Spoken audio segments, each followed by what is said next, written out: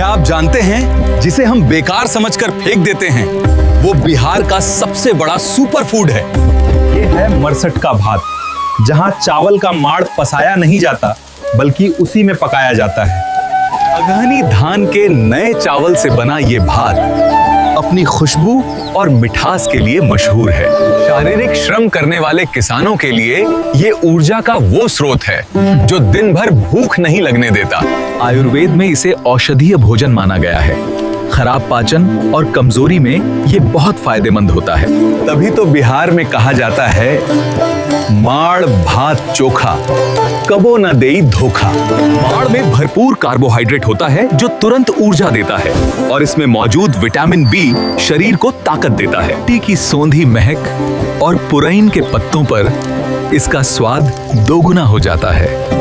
गर्मियों में लू से बचना हो या पेट को आराम देना, इसका कोई मुकाबला नहीं। सेहतमंद बिहारी परंपरा को दुनिया तक पहुंचाने के लिए इस वीडियो को जरूर शेयर करें। जड़ों से जुड़ी कहानियों के लिए सब्सक्राइब करें। मैं हूं बिहार।